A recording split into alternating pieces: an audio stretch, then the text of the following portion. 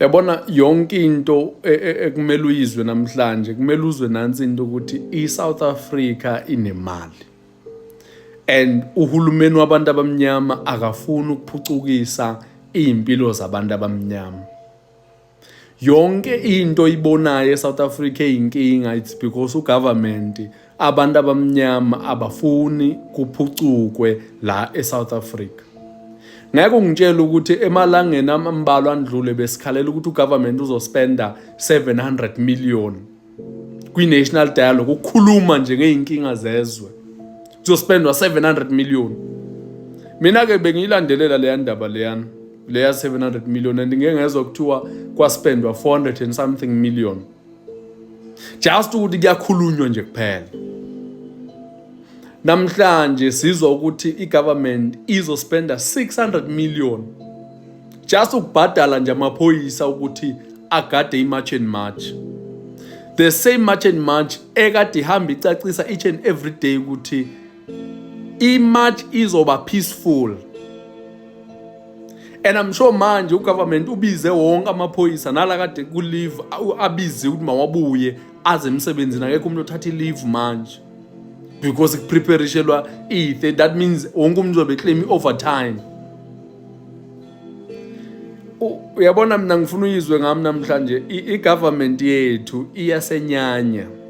Igovernment yethu ifuna ukucreate ipoverty intentionally. Uyabona mina personally kudala ngibelieve ukuthi inkinga esinazo la South Africa even today zimanufactured, they are man-made. Akuzona inkinga zokuthi inkinga ezixake wonke umuntu oseparliament, abantu abaseparliament abazi ukuthi bangenzani kuze kusolvekele inkinga. Inkinga ezi-man-made because if uyabheka la South Africa sinazo inkinga eningi kakhulu thina. Asinazo inkinga eningi kakhulu. Inkinga esinayo unemployment, inkinga esinayo ukuthi i-public health iya collapse, inkinga esinayo corruption, crime, indlala. Into esinazo and uyabona ukuthi uma ngathiwa nje kuthathwa le mali u600 million, kuthathwe le mali u700 million, kuthathwe le mali u500 million ama-spaza shop, kuke nje kuthiwa government uyazitshela nje ukuthi udeveloper ama-businesses amancane, abantu abane-business ideas abangenamali bedevelope, sike sibone ukuthi unemployment angeke iphele yini. But every time ukukhulunywa ngegrowth eSouth Africa economy kukhulunywa ngo-0.5, 0.4. Yet the same government ikwazi ukuspenda imali engaka just for one day ngenxa ye-march and march. And we know ukuthi i-march and march ilwela izinto ezi-genuine. Le nto abayishoyo siyayazi vele ukuthi iyiqiniso. Kodwa into ecacile ekumele sicacele sonke njengoba siya kuyi-4 November ukuthi igovernment yethu iyasponsorisha inkinga zethu. Zonke problems esinazo eSouth Africa it's because the government is sponsoring them. That means uyabona makuphela i-march and march masiqeda ngama-illegal foreigners kuzomele sike sijikele nabo abathumela amaphoyisa kithi. Kuzomele sike sijike sidile nama-politician one by one. Ngeke umuntu uyabona the fact that they are willing to spend 600 million on a march. You go to izibhedlela zala South Africa, siye kokunye-ke siye nje kwizibhedlela into critical. Tembisa is collapsing, iBarakwana iya-collapse, eMshiyeni oNgwelezane ziya-collapse zonke ezazibhedlela. Uyazi ungaya manje esibhedlela kunomntana othola ukuthi ushoda nje ngemali ye-cancer, kumele kwenziwe i-operation ye-cancer but imali ayikho. But buka igovernment yethu ispenda malini. Mina it will never make sense. Uyabona kudala mina ngisho lento ukuthi inkinga eSouth Africa enazo zingasolveka within a year.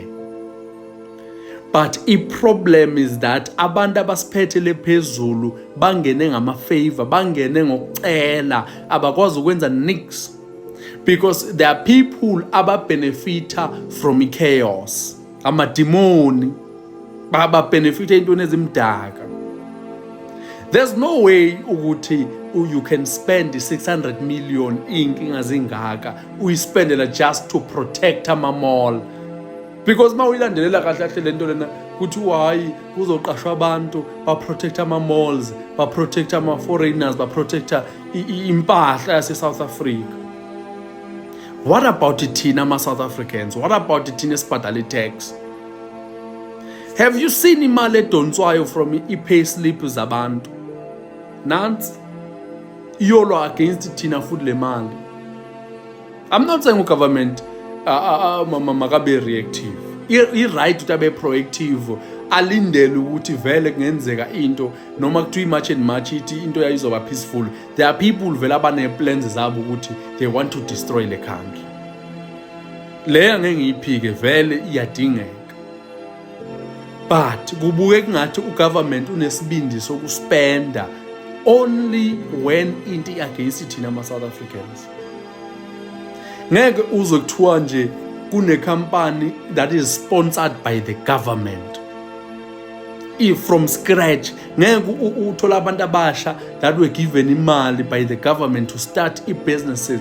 There are so many. There's a guy up on TikTok engifollowishayo uyathunga impahla use-university, uthunga impahla ezinhle kabi.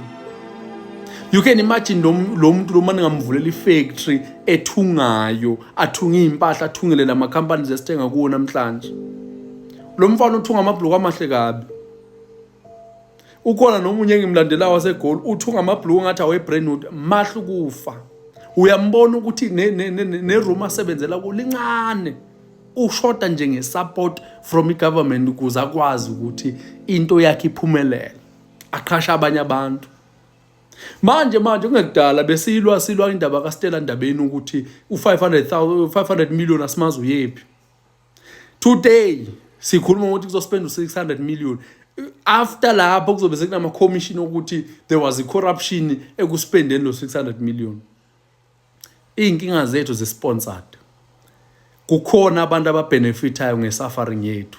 Kukhona abantu ababona izinto zi-right uma thina sisafarisha, uma thina sidla kwi-bottom of the food chain. Ungazi ukuthi yona into right le because uyabona even if kunama-floods eSouth Africa, ama-floods aka-attack Eastern Cape, ama-floods aka-attack i-KZN, kukancinci ukuthola imali ezingaka zikhishwa. But uma kuyinto against i-South Africans, uyabona ngifuna uyi-imagine lento siyenze nje practical kahle. Imagine iyitina nama-cement esingawathenga ngale mali le, just to build i-border, a wall. Ngale mali le siqashe nje omeselanti basendaweni abafana sibazi bashaya isitina, sithi nje makushaya umngcele ohamba ngale uvala yonke le nonsense eyenzeka le phezulu. Sazi ukuthi umuntu uma engena ungena nge-border gate kuphela. Zingakanani iyitina esingayithenga la?